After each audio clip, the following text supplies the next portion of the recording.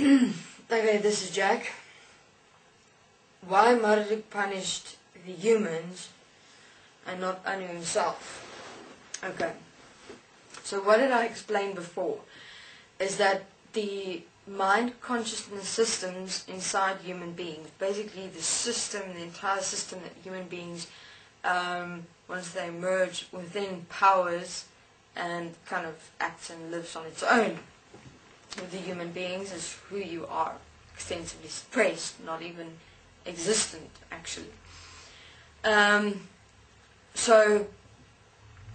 And these systems were designed in the image and likeness of Anu. In other words, remember that thousands and thousands and hundreds and thousands of years ago, Anu knew exactly what it is that he wants to have evolve here on Earth, which is where humanity is exactly how it is.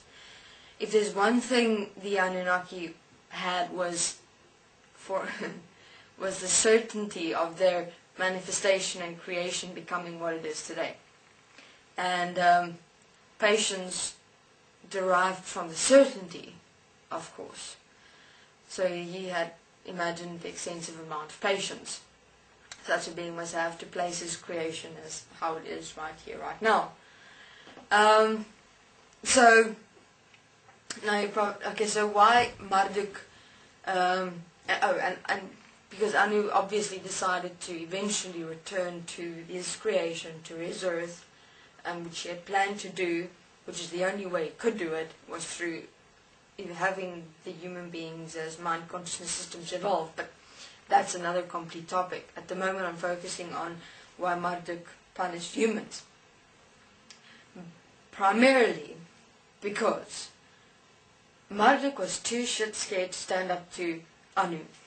Many in the dimensions feared Anu.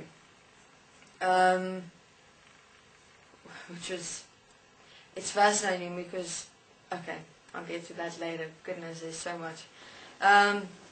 He was scared, okay, and he became so angry that the only thing he knew that would get Anu to a certain extent was to manifest within his creation and fuck with it.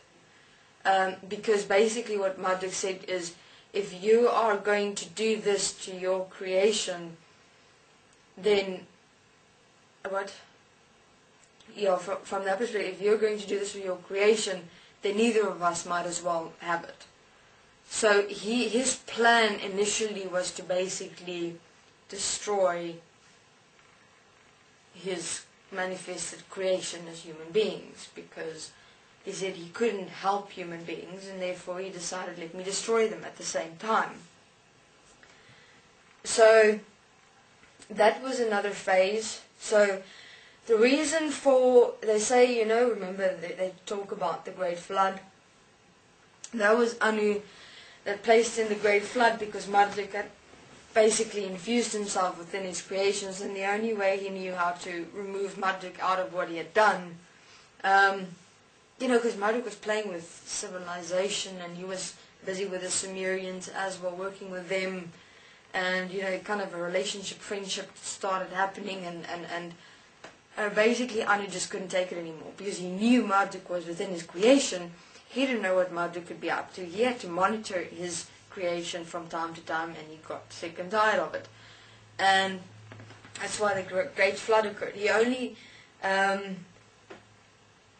where the story of the Great Flood derived from.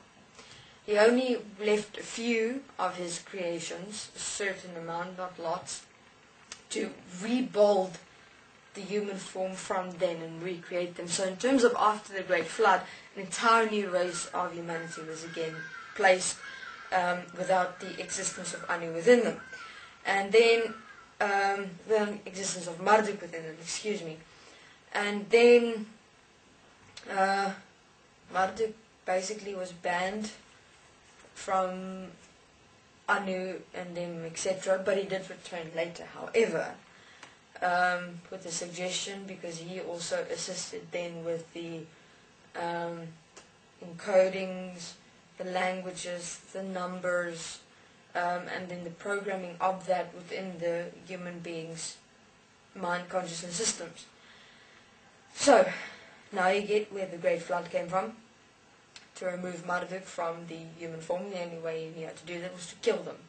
Because in terms of killing them, Marduk couldn't survive inside the creations, because Marduk was as dependent at that time on the human beings being alive, so that he's able to assist them as them. So he became as them.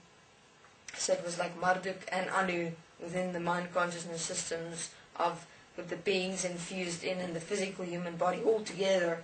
So you can imagine that to go crazy sometimes. So Anu made a stand and he said, no, I'm not allowing this. I'm not going to check up on my creation every time. I want it how I want it, and that's how it will be. So he fucking killed everyone. He didn't care. It was just, he just saw everyone like systems. Systems that are designed to feel, to see, to touch, to smell, to taste, to experience.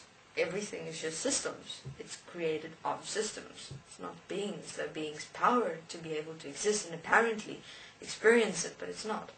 Though Marduk saw it another way, of course. He said these systems might be systems, but they do experience themselves.